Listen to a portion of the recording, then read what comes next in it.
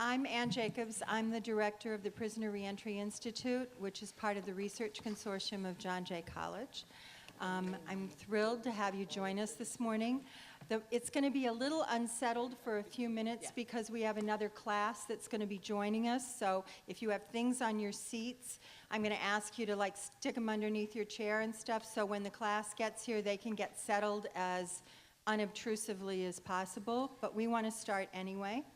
This morning, you're going to hear a number of perspectives on higher education and reentry, and we're very pleased that we are able to release this report that's been actually over a year in the making. It's part of the Prisoner Reentry Institute series on reentry research in the first person, because we feel that it's really important that we hear about the experience of people who are directly affected. And so the people who conducted this study and others who are deeply ingrained in this work are the people that we've asked to speak to you and with you today. And to that end, I'm going to introduce you to my colleague, Bianca van Heydoorn, who's the Director of Educational Initiatives for the Prisoner Reentry Institute.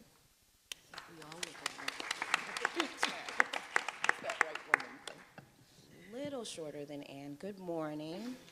My name is Bianca van Heydoorn. I'm as Ann said, the Director of Educational Initiatives at the Prisoner Reentry Institute, and I would like to welcome you all today to our occasional series on higher ed and reentry.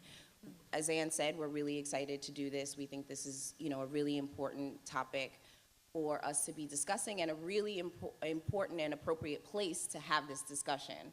At John Jay College, where our motto is educating for justice, it's a really appropriate place to have this conversation. So I am not going to take up too much time because there are really important and fancy people that I would like us all to hear from.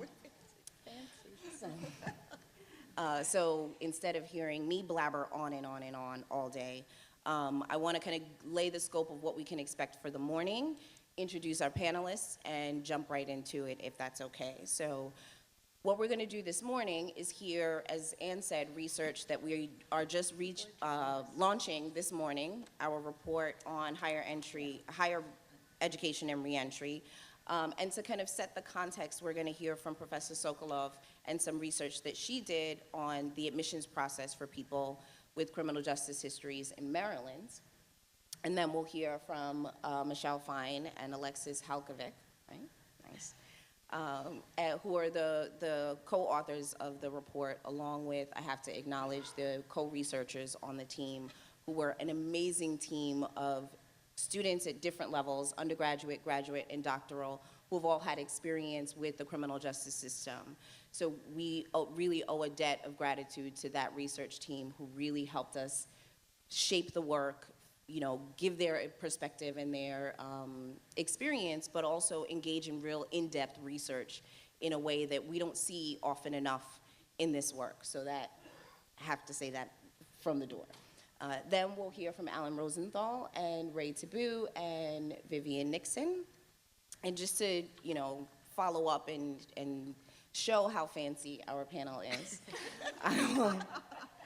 I'll read their brief bios. This is a truncated version of the bios, and the full bios are available in the flyers that you got in the front. But let's go. So after we hear from the panel, we will then open it up to a question and answer. And I'd like us to begin the question and answer period with some discussion among the panelists.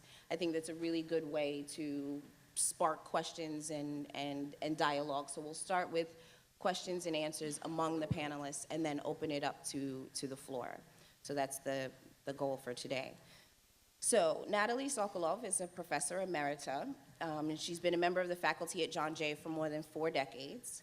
She teaches courses on women, crime and justice, imprisonment and empowerment, and domestic violence. And as I mentioned earlier, she'll present her research, which is titled Systemic Barriers to Higher Education, How Colleges Respond to Applicants with Criminal Records in Maryland. Next, we have Michelle Fine, who is a professor in the PhD program in psychology at the CUNY Graduate Center. Her primary research interests is the study of social injustice. She studies these issues in her work with public high schools, prisons, and youth in urban communities. Alexis Halkovic is a doctoral student in the Critical Social Personality Psychology program at the CUNY Graduate Center. She's conducted research that, as you'll see, that investigates the factors that facilitate successful transitions from prison to college, and she's currently investigating the different contexts in which gun violence and young people intersect, including accidental shootings and school shootings. Alan Rosenthal is a criminal defense and civil rights attorney with over 30 years of experience. He's currently the co-director of Justice Strategies, a research, training, and policy initiative at the Center for Community Alternatives. He is also the co-author, which we'll hear about today, of the CCA publication, The Use of Criminal Records in College Admissions Reconsidered. Ray Taboo is currently the Director of College and Mentoring at the College Initiative, an organization that facilitates pathways from criminal justice involvement to higher education and beyond. Ray is also one of the co-researchers on the report that you have today. Last but not least is Vivian Nixon, the Executive Director of College and Community Fellowship, an organization committed to removing individual and structural barriers to higher education for women with criminal record histories and their families. Vivian is the recipient of multiple awards, including the John Jay Medal for Justice, the Ascend Fellowship at the Aspen Institute, and the Soros Justice Fellowship. So please help me in welcoming our panelists.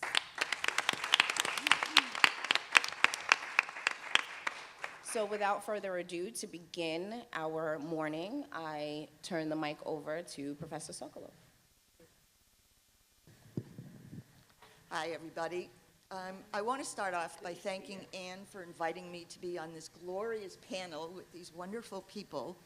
And I'm really excited by the research that's going on and with this new report that's coming out that reframes how we see and understand people with prison experiences and what they are, the gifts that they have to offer in classrooms, and start to question the old models. Today, I'm supposed to set a framework. So I'm gonna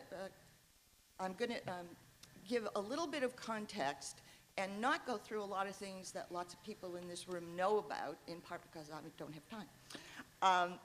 But one of the main contradictions that we live with today is that in the 1990s, when the Pell Grants were no longer allowed to be given to people in prison for college education, there was this tremendous drop of courses that were in prison, except for a few colleges that kept doing what they were doing and doing it well. Today, we have a number of colleges who are now going into prisons and giving college education inside prisons. And that's a wonderful thing. But the contradiction that we live with is that when people come out of prison, there are so many restrictions that are being placed on people who have prison records that we have to begin to focus on that and question it in new and important kinds of ways. Next. Part of this context has to do with a slide that many of us are familiar with, that the numbers of people who are in prison, which is the bottom line, and who are on probation, parole, and in jail, which is the top part of the bar, is huge. We have about 7.5 million human beings who are under the control of the criminal justice system. But the figure we don't get told is that we have almost 20 million people who have prison records or some kind of criminal record. And that figure gets lost, that there's so many people out there who are going to have the same question that's going to be placed in front of them, even though they may have committed what's considered a crime 25 years ago. It's still on their record, and if they have to answer that question, it has tremendous impact today. The other part of this is that we know that race is a huge part, race and class are huge parts of what we're talking about when we're looking at people in prison, coming out of prison. So the number of people out of that 20 million people It's 8.5% of the public in the United States, of the population. But in the African American community, it is fully 1/3 of all African American men, not just young African American men, who are impacted by this. Oh, yeah, that's good. The next slide is telling us that in Maryland, we are confronted with a higher rate of African American men and women than in the national studies that we see, because we have a larger African American population concentrated in certain communities, including in Baltimore City, where so many of the people who are in prison come from. The other part that's really important to understand is school suspensions and what we call the school-to-prison pipeline, so that when young people are in middle school and high school and get, quote, into trouble, they end up also having a much higher rate of trouble if they come from the African American community. For African Americans, they're 3.5 times more likely to be suspended in schools, and in Baltimore City, it's 5.5 times more likely. So race and class are really important in this. Okay, next. Everybody knows that collateral consequences are those kinds of structural problems that people face when they leave prison and have all these restrictions on their behaviors. The most researched ones are the ones disenfranchisement, social welfare, public housing, etc. But the topic we're talking about today, there isn't a lot of research on looking at how collateral consequences impact people who have prison records or other criminal records when they want to apply to college. Here I'm going to ask you to go through the next 2 slides, because, hold it there. The literature, I outline it in the paper that will be available to you online from the Prisoner Reentry Institute.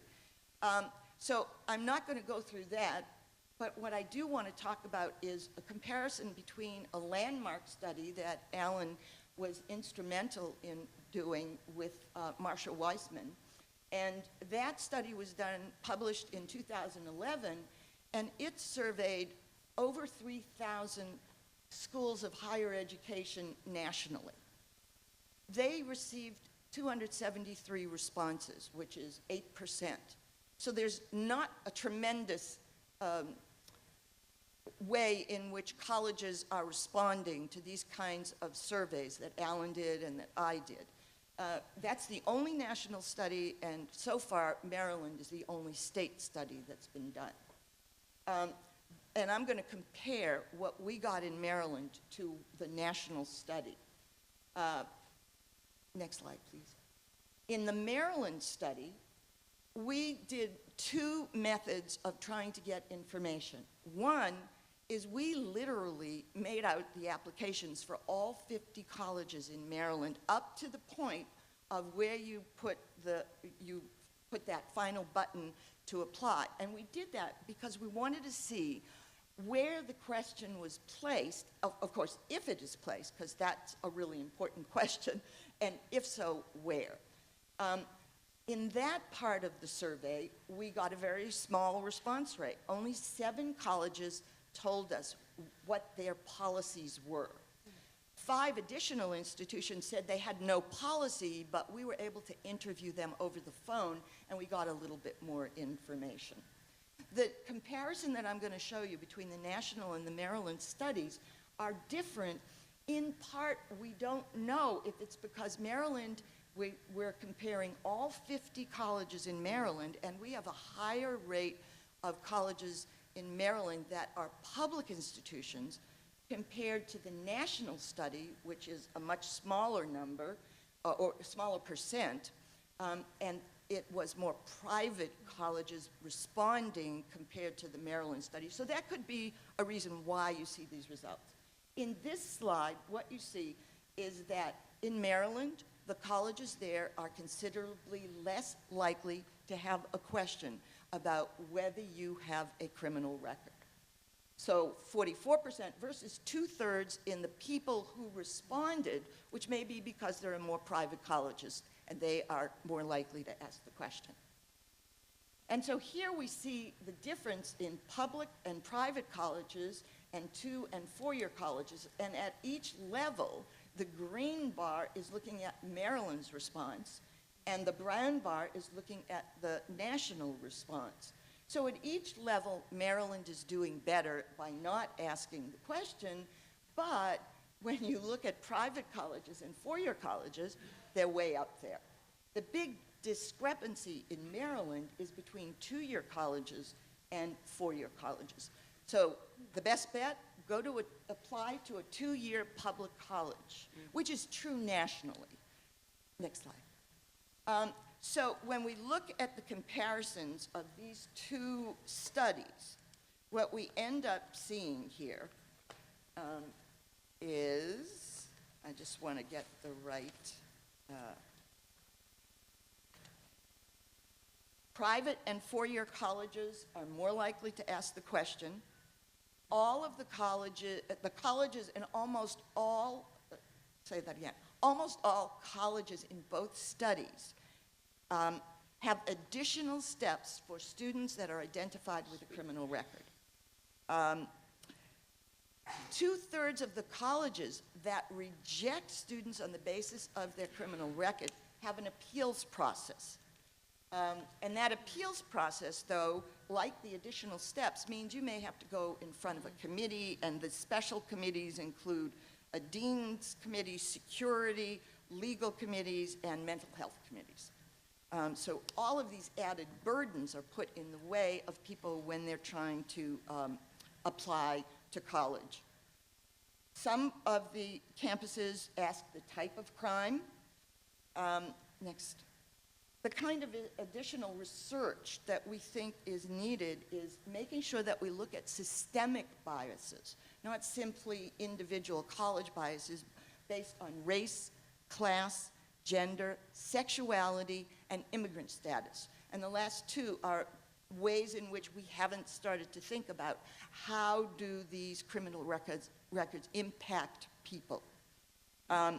Also, the same kind of structural issues have to be dealt with when we're dealing with practices about young people and they're having either a record or a disciplinary record in their file. They're not part of the juvenile justice system. But if you ask that question, they start to answer. We also feel that there are prison community and prison college partnerships and transitions that need to be studied. The study that we're going to hear about is one of the first. And looking at the gifts and challenges of people with prison records and how they provide so much that's different than what we think. And we also want to focus on making sure that we do some of this research around what happens to people who are in jail and have jail records, because so many more people pass through jails, get an arrest, or go through cases thrown out, but they've got a record. And so when they have that record, they either say, yes, I've got the record, or if they don't even think that they have the record and they do a search about it, the school, they've got a record and they're seen as lying. So it's really important for us to do this stuff around jails. Next. The overarching implications for us is that higher education has to be better recognized as a collateral consequence of being in prison, having a criminal record, etc. We have to educate colleges. They have to be more aware about the impact of the decisions that they make with regard to people who are applying. People with criminal justice backgrounds, as you all know, come from such a wide variety of backgrounds, have such different personalities, are such different human beings unto themselves, and they get labeled. Prison record, we can't have those people applying. We need to support the kinds of diversity that comes in through people who have experienced being in prison, and support that and encourage that kind of diversity in our colleges. And while we're talking about this, I think it's really important for us to continually talk about prevention. We not only want to look at the back end, we want to look at the front end. Last slide, please. And then, finally, the kinds of policies that we think are important for us to think about. First of all, our study, and I should say Annika Fontaine is my co-researcher. She's now at Duke and couldn't be here.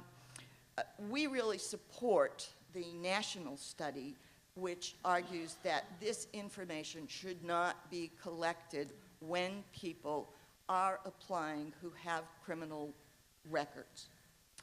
If they do, if the colleges do this, then it should be done after they have been accepted. And Alan will talk more about that, some really important stuff that he's working on. Young people have to be warned about self-reporting and to not do that. Records are sealed. In Maryland, you have to get a court order to get a young person, a juvenile record. So they should not voluntarily give that information. Reinstate Pell Grants. People who are in prison need that so that they can continue their, begin or continue college education, and reinstate it for whatever group of people who are out of prison but come under the categories of, you know, it was a drug arrest and they were in college. And we have to start rethinking and forcing the kind of wonderful impetus that the Education Inside Out program is doing, and Vivian will talk about that, I'm sure. And I guess the last thing I want to say is there are new college programs that are beginning to enter into prisons, and some of them are very exciting. The Vera Institute has just supported a 5-year program called Pathways for Prison Project, and they are paying for 2 years of college education inside prison and 2 years outside prison.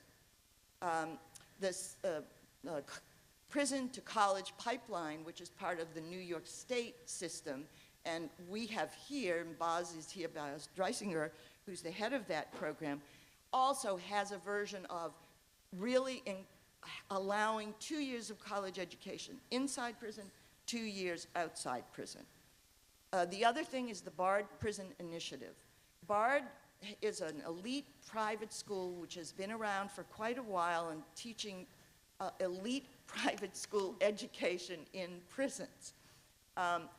There was the guy who's the head of that got an OSI grant for $1 million. He is now supporting 10 different states where education, college education, is going into the prisons in those 10 states, and Maryland is one. It's with the Goucher College, and I'm part of that program. And this is a new era because they don't have set up the transition stuff in these and what's going to happen to people outside. But it is a beginning because even in Maryland, we're talking about, well, how do we help people as they're transitioning out to be able to apply to college? Thank you.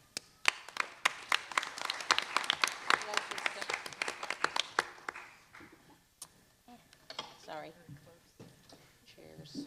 Yes, a little. Hi, everyone. I'm Michelle Fine. Thank you, Natalie. That was amazing. I was also just surprised to see that criminal record could keep some women out of the battered women's shelter. Oh, yes. Just to... So I'm not going to ask who here has someone that you love who's incarcerated, although I do invite you to bring them into the room. If we could just channel whoever you love who could come through that window so that we could get all crowded up with the people that we're thinking about, who we visit and love and know if they were in this room at this college, they would bring more gifts. Please join us. There are a few seats up front if you'd like. So I'm Michelle Fine. I'm going to do a very, very brief introduction to the work that Alexis organized, and she will recognize all of our co-researchers in the room. Let me say something about the shoulders we stand on. Are we good? I know you're all standing. Can people sit up there, Anne, do you think? No. No, I was doing it before. Clearly not appropriate. Sorry.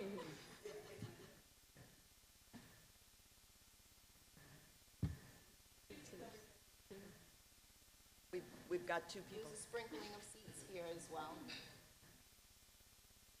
People with bad feet, bad backs. Come forward and take those seats. All right. So you've already heard from Natalie. In 1994, then President Bill Clinton took Pell Grants out of college. Up until that point, there were 350 college and prison programs, and after that, there were 8. Got it? That's a dramatic shift. An amazing thing happened at Bedford Hills Correctional Facility. A group of women prisoners said, we've got to bring college back. They started a movement that then brought in college presidents, brought in allies, brought in communities, partners, and within 6 months, college was resurrected. It's a good resurrection story. Glad to detail it. One of the folks who helped initiate it here is here, Cheryl Wilkins, Kathy Boudin, Judy Clark, Pam Smart, Midalia Martinez, Donna Hilton. Did I get everybody? I think so, maybe. And Judy Clark and Pam Smart remain inside, unfortunately.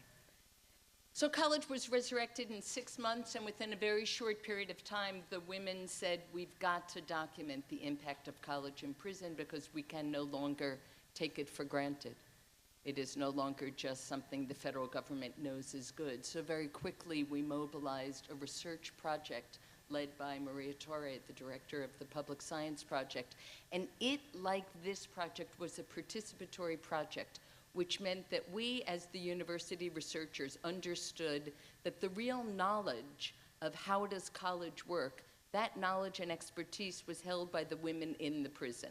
What we knew was how to do research. So together we created what's called a participatory action research team, half women in prison, half women